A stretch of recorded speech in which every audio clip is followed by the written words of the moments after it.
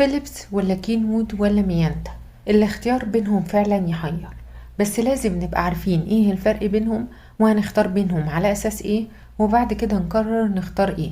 عشان كده هنعمل مقارنة سريعة بين الثلاث موديلات: فيليبس اكس ال موديل 9270، وكينوود الدبل اكس ال ال5 لتر، وميانتا ال5 لتر. مبدئيا كده لو اخترتي اي واحدة فيهم فهو اختيار موفق، والتلاتة ماركات محترمة جدا ومعظمنا مجربهم في أجهزة تانية، فمن حيث الماركة التلاتة لا خلاف عليهم. والتلات موديلات لسه جداد في السوق، مش بقالهم فترة، بس فيليبس وكينوود أثبتوا وجودهم وانتشروا بشكل قوي لأنهم نازلين بقالهم فترة في دول الخليج، يعني في ناس جربتهم قبل كده. وميانتا موديل ال5 لتر أحدث واحد فيهم، وشركة فيليبس من أول الشركات المصنعة للقلايات الهوائية وواخدة براءة اختراع في القلاية الهوائية. وميانتا وكينوود لسه داخلين عالم القلايات قريب جدا. تعالوا بقى نقارن ما بينهم في كام نقطة كده.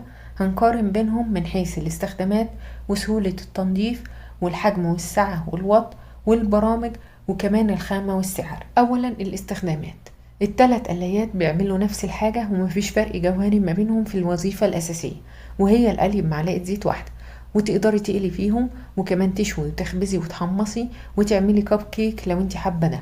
والتلاتة الأكل فيهم كويس وطعم الأكل فيهم كويس. ثانيا سهولة التنظيف، التلات قلايات تنظيفهم سهل جدا، وهم التلاتة نفس الفكرة، عبارة عن باسكت أو شبكة وتحتها حلة داخلية، والخامة بتاعتهم تيفال سهلة التنظيف. ثالثا الحجم، فيليبس تأتي بحجم 6.2 لتر، وكينوود وميانتا بحجم 5.5 لتر، يعني فيليبس الحلة بتاعتها أكبر بالسعة اللترية من كينوود وميانتا بحوالي 700 مللي. رابعا اتساع الشبكة أو السعة، وركزوا معايا بقى في النقطة دي لأنها مهمة جدا.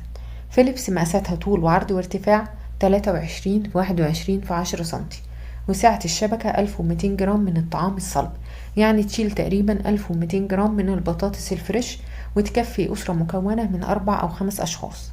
وكينوود مقاساتها طول وعرض وارتفاع 25 في 23 في 12 سنتي، وسعة الشبكة 2400 جرام على حسب مواصفات الشركة، بس بالمقاسات اللي بنقولها دي الساعة تقريبا 1400 جرام، يعني تشيل تقريبا 1400 جرام من البطاطس الفريش وتكفي حوالي 5 أو 6 أشخاص. أما ميانتا مقاساتها 24 في 23 في 12 سنتي، وسعة الشبكة 1400 جرام، يعني تشيل تقريبا 1400 جرام من البطاطس الفريش وتكفي حوالي 5 أو 6 أشخاص.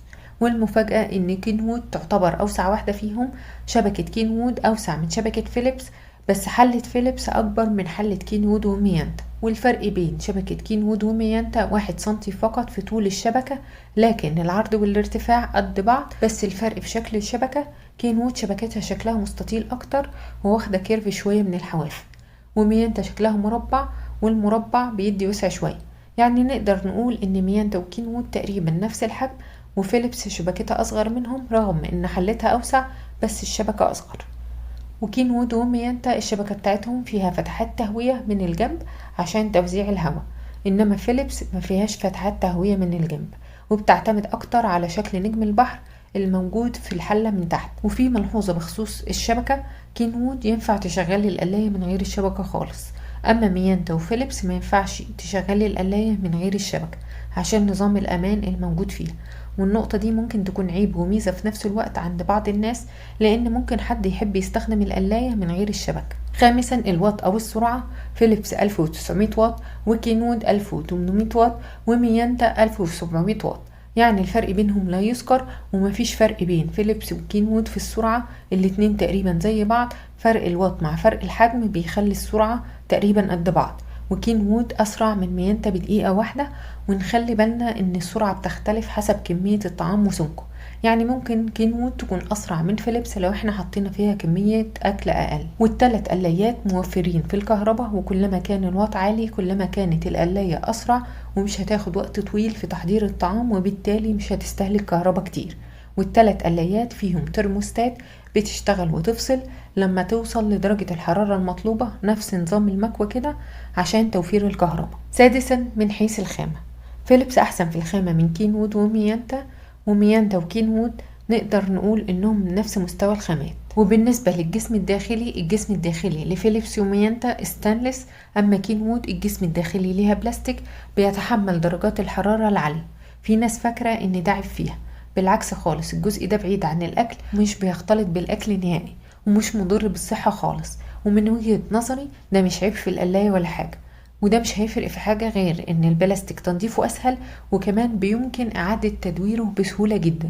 والستانلس بيفقد درجة حرارته بسرعة على عكس البلاستيك بيحتفظ بدرجة الحرارة بتاعته لمدة اطول. سابعا البرامج. كينوود فيها 7 برامج طبخ جاهزة: برنامج للبطاطس المجمدة، وبرنامج اللحم، وبرنامج القشريات البحرية زي الجمبري، وبرنامج الكب كيك، وبرنامج الدجاج، وبرنامج شرايح اللحم أو الستيك، وبرنامج السمك. وفيليبس برضو فيها 7 برامج جاهزة: برنامج البطاطس المجمدة، والأطعمة الخفيفة المجمدة، وبرنامج البطاطس المقلية الطازة، وبرنامج اللحمة، وبرنامج السمك، وبرنامج الدجاج، وبرنامج الكب كيك والحلوى، وبرنامج الخضار المشوي. أما ميانتا فيها 8 برامج جاهزة: برنامج البطاطس الفريش، وبرنامج القشريات البحرية زي الجمبري، وبرنامج البيتزا، وبرنامج الدجاج، وبرنامج السمك، وبرنامج اللحوم، وبرنامج الكيك، وبرنامج فك التجميد. كده من حيث البرامج ميانتا تكسب. ومن وجهة نظري اي برنامج لو مش موجود في القلاية بتقدري انت تظبطي درجة الحرارة والوقت ليه بنفسك. ثامنا الاسعار. كينوود سعرها ما بين 2750 ل 3000 جنيه، وميانتا سعرها ما بين 2700 ل 3000 جنيه. كده فيليبس اغلى واحدة فيهم. تاسعا التحكم بدرجات الحرارة. ميانتا وكينوود تقدري تتحكمي بدرجة حرارة الطهي من 80 إلى 200 درجة، أما فيليبس بتقدري تتحكمي في الحرارة من 60 إلى 200 درجة. المميزات الخاصة بكل موديل فيهم: بالنسبة للصوت، الثلاث قلايات صوتهم هادي جدا مش هتحسي بيه. اما فيليبس فيها ميزة التسخين الفوري، يعني مش بتحتاجي تسخني القلاية فاضية قبلها، اول ما بتشغلي القلاية بتسخن فورا. وفيها ميزة الاحتفاظ بالطعام ساخن لمدة 30 دقيقة، والميزة دي عبارة عن ان السخان والمروحة بيفصلوا ويشتغلوا تلقائي من وقت للتاني. وفيها تقنية الرابد اير بتصميم على شكل نجم البحر لتدوير الهواء الساخن ولتصفية الدهون بنسبة تصل إلى 90%، وتوزيع الحرارة فيها أفضل، وممكن ما تحتاجيش تقلبي الأكل فيها بفضل هذه التقنية، بالإضافة إلى تصميمها المميز جدا والخاص بيها. والجسم الخارجي للقلاية بيفضل بارد مهما تعلي في درجة الحرارة، يعني مش بتسخن من بره. أما كينوود وميانتا بيبقوا دافيين شوية من بره. ميانتا من مميزاتها الشبكة بتاعتها مربعة الشكل، وده بيدي وسع شوية، بالإضافة إلى تصميمها وشكلها الرائع. ومعظم القلايات ليها نفس الشكل الجميل والمميز ده، وبصراحة شكلها حلوة جدا. وبها برنامج التسخين المسبق، والبرنامج ده بيستخدم لتسخين القلاية مسبقا لمدة 3 دقايق قبل الطهي لتوفير الوقت وتحسين نسيج الطعام.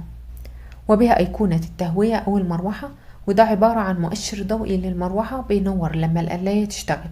وبها نظام حماية من الحرارة الزائدة بيفصل الفيوز الحراري في حالة السخونة المفرطة.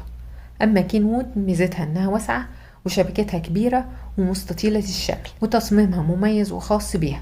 عيبها إنها ضخمة شوية من بره ومحتاجة مكان واسع في المطبخ. وبها أيقونة التهوية أو المروحة، وبها مؤشر ضوئي للطهي موجود داخل أيقونة المروحة. وبالنسبة لإعادة التسخين، الثلاث قلايات ما فيهمش البرنامج المخصص لإعادة التسخين، بس ممكن انت تظبطيه بنفسك. اظبطي درجة الحرارة على 150 لمدة 10 دقايق. بالمقارنة اللي عملناها دي، فيليبس تعتبر أحسن في الخامة والأداء والكفاءة وتوزيع الهواء والسرعة.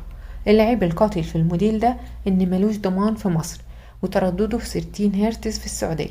وكينوود أحسن واحدة في الحجم والسرعة وتقدري تشتريها بسهولة. أما ميانتا أحسن واحدة فيهم في الاستخدامات والبرامج والشكل الخارجي، بصراحة شكلها حلو جدا وكمان فيها مميزات أكتر. وكينوود وميانتا الاتنين أحسن اوبشنز وأحسن قيمة مقابل السعر. الخلاصة، لو التوكيل هيفرق معاكي استبعدي فيليبس من الاختيارات بتاعتك وركزي في ميانتا وكينوود. وعشان تحسمي الاختيار ما بينهم شوفي ايه التوكيل القريب منك واختاري على هذا الأساس. ولو مفيش توكيل قريب او موضوع التوكيل مش هيفرق معاكي، او لو لسه محتارة، انزلي شوفيهم على الطبيعة وشوفي خامة كل واحدة فيهم، وشوفي شكل الحلة واتساعها وشكل القلاية بشكل عام، وبعدين قرري واختاري اللي ترتاحي له واللي تخطف قلبك. ورأيي تشتري القلاية اللي تعجبك، عشان انت اللي هتتعاملي معاها وانت اللي هتطبخي فيها وهتبقى مسؤولة منك انت. وطالما مفيش فرق جوهري ما بينهم، هاتي الأنسب ليكي في السعر. ومن وجهة نظري الشخصية فيليبس أحسن، كفاءتها أعلى وبتعمر وتعيش، ومع المحافظة عليها ما بتحتاجش توكيل. وبعدها ميانتا في الاوبشنز والبرامج اللي فيها، وبعدها كينوت في الحجم. بتمنى تكونوا استفدتوا من الفيديو. لو عندكم اي سؤال سيبوهولي في التعليقات وهرد عليكم فورا. وما تنسوش تدعموني بلايك وكومنت على الفيديو، وتشتركوا في القناة وتفعلوا جرس التنبيه عشان يوصلكوا كل جديد. وشكرا لكم جدا.